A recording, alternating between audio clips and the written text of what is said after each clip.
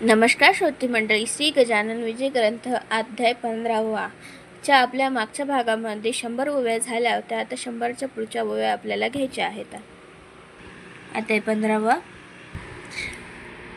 वाचनाला सुरुवात करण्याआधी आमच्या चॅनलला लाईक करा, शेअर करा, सबस्क्राईब करा आणि कमेंट्समध्ये गणगण गणाधभूती लिहून पाठवा. चला तर मग आता आपण वाचनाला सुरुवात करूया. अध्याय 15च्या 100 ओव्या आपल्या झालेल्या आहेत आणि 100च्या पुढच्या आज आपण वाचणार आहोत. बुध हो, प्रत्येक आचार्यांनी कालमाना ते पाहुनी केली गीतेची मांडणी. जगद उद्धार करावया.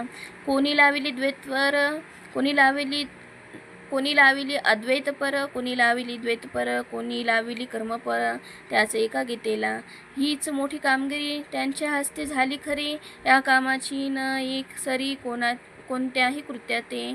येणेच बाळ गंगाधर, जगी होतील अजरामर, कीर्ती त्यांची दूरवर पसरविल ग्रंथ हा.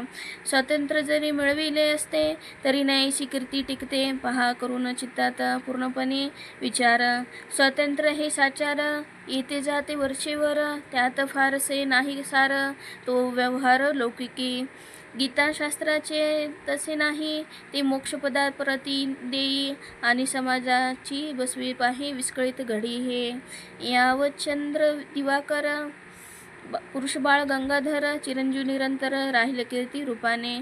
असो करवीर कोल्हापुरीचा, द्विज चित्पावन जातीचा, श्रीधर गोविंद नावाचा, काळे उपनाव जयाचे. तो गरिबीच्या स्थितीत गेला. इंग्रजी शाळेत अंग्लविद्या शिकण्याप्रत मॅट्रिक परीक्षा पास झाला. पुढे कॉलेजात गेला. प्री-एंट्रन्स नापास झाला म्हणून फिरत राहिला. वर्तमानपत्रे वाचित. तो केसरी पत्रात वाचले यामा टोगो चरित्र. तिने त्याच्या मनात वृत्ती एक उठली असे. आपण जावे विलायतेला, यंत्रविद्या शिकण्याला, अवघे भारभूमीला होण्या माझी अर्थ काय. टोगोयामा दोघे जण प्रथमत ज्ञान संपादून अभ्युदया कारण जपाना आणि ते झाले. तैसे आपण करावे, मायभूमीस उद्धारावे, ऐसा विचार त्यांच्या जीवे घेतला परी. इलाज ना. द्रव्याची न लागे संगत, कोणीही ना करी मदत. घरची गरिबी अत्यंत, काय करीतो बिचारा. तो आपल्या मित्राशी आला भेटण्या भंडाऱ्याशी, जो मर्न्यू हायस्कूलाशी होता एक शिक्षक. त्याशी विचार आपला श्रीधरांनी कळविला. तो त्यालाही पसंत पडला. परी पैशाची काय वाट काय.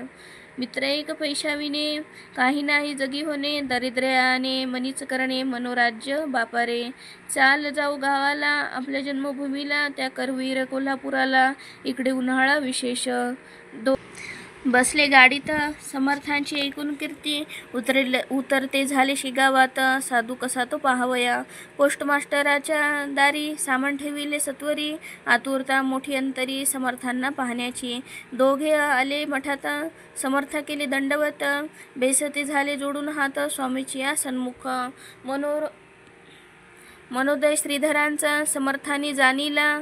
असाचा म्हणाले, उगीच परदेशाचा विचार वेढा करू नको. अवघेच काही आहेत अर्थना भौतिक शास्त्रात. सेवी अध्यात्मविद्येप्रत म्हणजे कृतार्थ होशील तू. त्या योगे विचारक्रांती श्रीधरांच्या झाली चित्ती. कोल्हापूरची एक व्यक्ती आठवली या समयास. ते स्वामी कुंभारगलीचे होते. कोल्हापुरीचे बोलणे याच परीचे होते हमेशा भक्तांशी. तैसेच हे गुरुमूर्ती भक्तासवे भाषण करीते. याचा उलगडा चित्ती काहीच माझ्या होईना.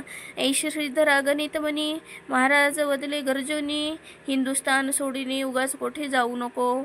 अगणित करावे पुण्य, तेव्हाच होते इथे जनन. या भौतिक शास्त्राहून योगशास्त्र समर्थ असे. ते योगशास्त्र येते ज्याला तो मानी या भौतिकाला. योगशास्त्राहून भला अध्यात्म विचार श्रेष्ठ असे. तो जमल्यास करून पाही, कोठे ना आता जाई येई. ऐसे समर्थ बोलता पाही श्रीधर चित्ते आनंदला. पश्चिमेचा मावळला, तो पूर्वेकडे आला.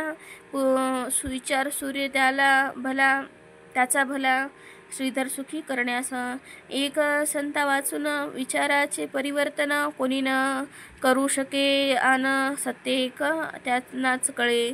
महाराज म्हणाले, या ठाई तुझ्या अभ्युदय होईल पाही, कांता वाट पाहते गेई तुझी कोल्हापुराला. जाता मित्रासहित आपल्या कोल्हापुराप्रत, तेच पुढे झाले सत्य श्रीधर लौकिका चढले हो. श्रीधर BA MA झाले प्रिन्सिपल त्या नेमिले शिवपुरी कॉलेजात शिवले. शिंद्याची या राज्यात संत साक्षात ईश्वर चालते बोलते भूमीवर, त्यांच्या कृपेचा आधार ज्यामुळे तोच मोठा. पहा काळी श्रीधराला दर्शनाचा योग आला, वृत्तीत फरक पडला, खरी तेच शोधावया. हे पीक संतांचे याच देशी यावयाचे, वृक्षनंदनवनीचे अन्य ठाई न येती हो. स्वास्ती श्री दास गुण विरचित हा श्री गजानन विजय नामे ग्रंथ, दावो सर्वदा सत्पथ परमभाविका कारणे. शुभम भवतु श्री हरिहरार्पणमस्तु. इति श्री गजानन विजय ग्रंथ पंचदशो अध्याय समाप्त.